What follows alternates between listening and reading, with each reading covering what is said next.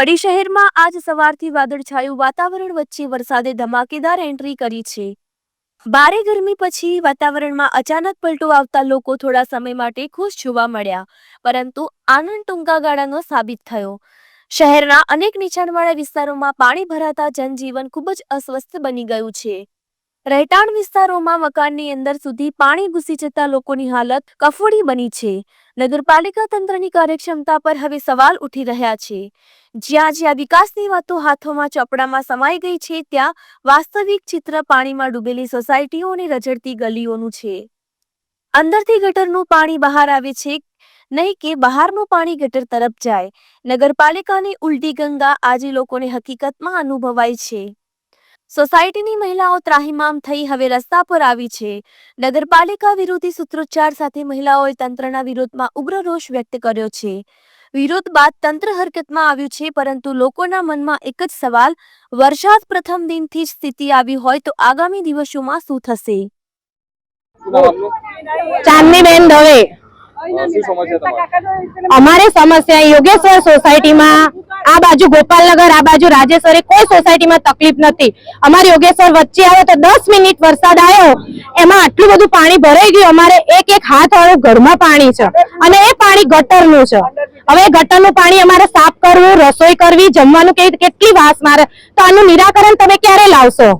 તમારે ચૂંટણી છે એટલે વોટ લેવા બધા જ આવ્યા હતા પરમ દિવસે। હવે પરમ દિવસે ચૂંટણી માટે વોટ આપવા અમે નહીં આવી, આનું નિરાકરણ આપો તો અમે આવા તૈયાર, નહીતર અમે વોટ આપીશું નહીં। અંજનાબેન ગોસ્વામી।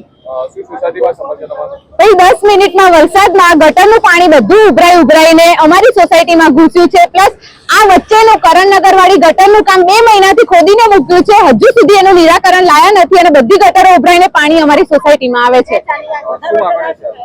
એનું સોલ્યુશન આપો અમને। અમારા છોકરાઓ સ્કૂલે ગયા હોય, ટ્યુશન ગયા હોય, અહીંયા ટ્રાફિક એટલો થાય છે કે જઈ નથી શકતા ટ્યુશનમાં, સ્કૂલે ગયા હોય તો ફસાઈ જાય અને ગટરોના પાણીમાં જાય આવે તો બીમાર પડે તો અમારે તો હોસ્પિટલના ધક્કા ખાવાના ને। તો વોટ આપવા અમે નહીં જઈએ, આ નિરાકરણ લાવો પછી વોટિંગ આપીએ અમે। સૌએ વિકાસની વાતો કરી રહ્યા છે। શું નામ તમારું? દામિનીબેન કમલેશભાઈ પટેલ। શું સોસાયટીમાં સમસ્યા તમારી?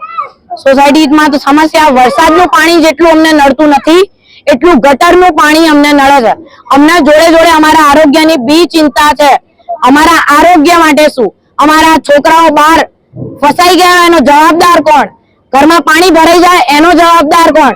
કડીમાં અત્યારે હાલ ચૂંટણીનો માહોલ છે, સૌએ વિકાસની વાતો કરીને અમારી સોસાયટીમાં આવે છે, હરેક સોસાયટીમાં રેલી કાઢે છે।